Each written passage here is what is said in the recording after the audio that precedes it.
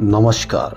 देश दुनिया की तमाम फटाफट खबरों में आपका स्वागत है। खबरों के लिए आपसे निवेदन की यदि आपने हमारे चैनल को सब्सक्राइब नहीं किया तो कर आपके अपने चैनल को सब्सक्राइब करना ना भूलें। आप सब्सक्राइब करते हैं तो हमें हिम्मत होती है सही और सच्ची खबरें आप तक पहुंचाने की, वरना मीडिया सिर्फ और सिर्फ औरंगजेब की कब्र दिखाने के लिए तैयार है, वह आपकी बेरोजगारी की खबर दिखाने के लिए तैयार नहीं है।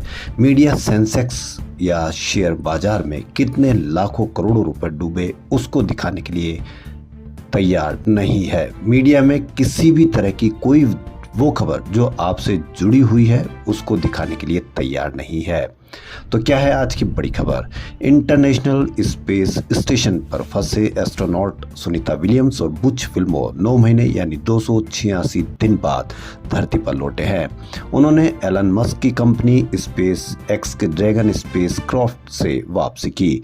ड्रैगन कैप्सूल में क्रू 9 के 2 और एस्ट्रोनॉट निक हैग और अलेक्जेंडर गोर्बुनोव भी सवार थे।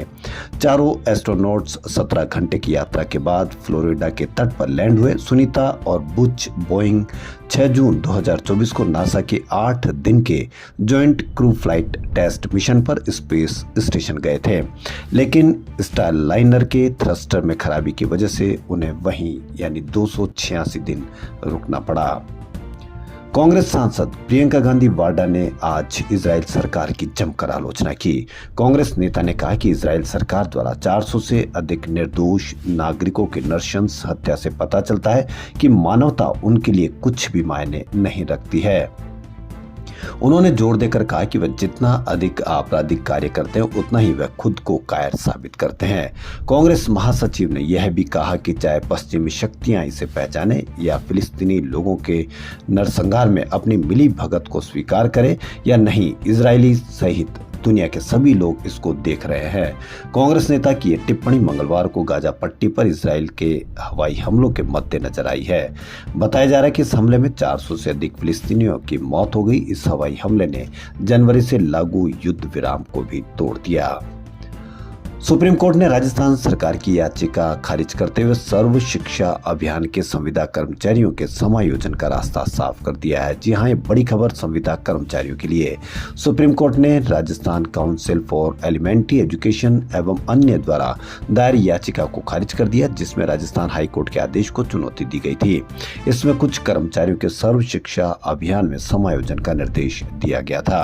इस फैसले के साथ सुप्रीम कोर्ट ने इन कर्मचारियों के लंबे समय से नियमितीकरण का मार्ग प्रशस्त कर दिया गया है। जी हां, अब अस्थायी कर्मचारी नियमितीकरण को लाभ प्राप्त होंगे, जिससे उन कर्मचारियों को राहत मिली जो अपने भविष्य को लेकर अनिश्चितता में थे। यह मामला न्यायमूर्ति की जे.के. माहेश्वरी की अध्यक्षता वाली पीठ के समक्ष सुना गया, जिन्होंने दोनों पक्षों की विस्तृत दलीलों पर विचार करने के बाद हाईकोर्ट के कर्मचारियों के पक्ष में दिए गए फैसले को बरकरार रखा। राजस्थान सरकार की ओर से अतिरिक्त महाधिवक्ता शिव मंगल शर्मा ने पैरवी की, जबकि प्रतिवादियों की ओर से जितिन चतुर्वेदी उपस्थित रहे। हरियाणा पंजाब के शंभू और खनौरी बॉर्डर पर 13 महीने से आंदोलन कर रहे किसानों और केंद्र की 7वीं वार्ता भी बेनतीजा रही। इस मीटिंग में केंद्रीय कृषि मंत्री शिवराज चौहान, पीयूष गोयल और प्रहलाद जोशी शामिल थे। चंडीगढ़ में सुबह 11 बजे शुरू हुई मीटिंग 4 घंटे चली, लेकिन कोई हल नहीं निकला। वहीं इसी मीटिंग में हिस्सा लेकर वापस शंभू और खनौरी बॉर्डर लौट रहे किसान मजदूर मोर्चा के संयोजक सरवण पंदेर और संयुक्त किसान मोर्चा के जगजीत डल्लेवाल को पुलिस ने अचानक हिरासत में ले लिया। पंदेर को मोहाली के एयरपोर्ट रोड पर पुलिस ने घेर लिया। वहीं डल्लेवाल एम्बुलेंस में खनौरी बॉर्डर लौट रहे थे। पुलिस ने उन्हें संगरूर में घेर लिया। पुलिस डल्लेवाल को एम्बुलेंस समेत ही हिरासत में लेकर चली गई। मणिपुर के बारे में कहा जाता है कि वहां हिंसा रुकेगी, लेकिन कब रुकेगी इसका कोई पता नहीं। मणिपुर के चुराचांदपुर जिले में मंगलवार रात करीब 10 बजे जोमी और हमार जनजाति के बीच हिंसा हुई। इस हिंसा में एक व्यक्ति की मौत हो गई और कई अन्य घायल हो गए। ये हिंसा तब हुई जब युवकों ने सीलमत क्षेत्र के पास फहराए गए जोमी झंडे को उतार दिया। हिंसा को रोकने के लिए बुधवार सुबह सिक्योरिटी फोर्स ने फ्लैग मार्च किया। साथ ही चांदपुर जिले के डिप्टी कमिश्नर धरुण कुमार ने अपील करते हुए कहा कि शांतिपूर्ण समाधान के लिए जिला मजिस्ट्रेट हर संभव कोशिश कर रही है। बुरहानपुर में मंगलवार रात सोशल मीडिया पर धर्म विशेष पर टिप्पणी को लेकर तनाव फैल गया। इस विवादित टिप्पणी के खिलाफ बड़ी संख्या में लोग कोतवाली थाने का घेराव करने पहुंच गए। सूचना मिलते ही कलेक्टर हर्ष सिंह, एडीएम वीर सिंह चौहान और एसपी देवेंद्र पाटीदार पुलिस बल के साथ मौके पर पहुंचे। सभी अधिकारियों ने लोगों को समझाइश देकर मामला शांत कराया। सुरक्षा की दृष्टि से बाजार भी बंद करा दिए गए। पुलिस ने आरोपी को गिरफ्तार कर लिया, उससे पूछताछ की जा रही है। पुलिस ने सुरक्षा कारणों से आरोपी का नाम और टिप्पणी का खुलासा करने से इनकार कर दिया है। मध्य प्रदेश के मऊगंज जिले में उग्र भीड़ के हमले में पुलिस के एक सहायक उप निरीक्षक के मारे जाने के कुछ दिन बाद सरकार ने जिलाधिकारी और पुलिस अधीक्षक का तबादला कर दिया। अधिकारियों के स्थानांतरण का आदेश मंगलवार देर रात जारी किया गया। आदिवासियों के एक समूह ने 15 मार्च को कथित तौर पर एक व्यक्ति का अपहरण कर उसकी हत्या कर दी। संबंधित व्यक्ति को बचाने पहुंची पुलिस टीम को भी निशाना बनाया गया, जिसमें जिला मुख्यालय से लगभग 25 किलोमीटर दूर गदरा गांव में सहायक उप निरीक्षक रामचरण गौतम की मौत हो गई।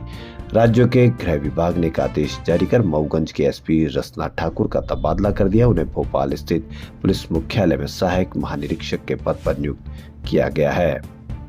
डीएम के सांसदों के हिंदी को लेकर विरोध के बीच सरकार ने संसद में साफ किया कि कोई भी भाषा किसी भी राज्य पर थोपी नहीं जाएगी और राष्ट्रीय शिक्षा नीति में भाषा को लेकर लचीला रुख अपनाया गया है। सरकार ने राज्यसभा में एक लिखित प्रश्न के जवाब में कहा कि बच्चों के लिए सीखे जाने वाली 3 भाषाएं उनके राज्यों, क्षेत्रों और पाठ्यक्रमों से जुड़ी होगी। गौरतलब है कि राष्ट्रीय शिक्षा नीति में 3 भाषा फॉर्मूले को अपनाया गया। सरकार का मानना है कि इससे क्षेत्रीय आकांक्षा और बहुभाषा को बढ़ावा देने के साथ साथ राष्ट्रीय एकता को और मजबूत करने में मदद मिलेगी। अपने जवाब में केंद्रीय शिक्षा राज्य मंत्री जयंत चौधरी ने यह भी कहा कि जो छात्र पढ़ाई के दौरान 3 भाषाओं में से किसी एक या अधिक को बदलना चाहते हैं वैसे कक्षा 6 या 7 में कर सकेंगे। नागपुर हिंसा को लेकर शिवसेना के मुखपत्र सामना ने भाजपा और मुख्यमंत्री देवेंद्र फडणवीस पर निशाना साधा। लेख में कहा गया है कि भाजपा के पेट में नया शिवाजी पल रहा है, इसी वजह से वे छत्रपति शिवाजी के इतिहास को खत्म करने की कोशिश कर रहे हैं। सामना ने लिखा है कि लोकसभा में भाजपा के ओडिशा के बारगढ़ से सांसद प्रदीप पुरोहित ने कहा था कि हमारे शिवाजी मोदी हैं। मोदी पिछले जन्म में छत्रपति शिवाजी थे, तो अब भाजपा ने नए शिवाजी को जन्म दिया और इसके लिए मूल शिवाजी को खत्म करने की उनकी योजना है।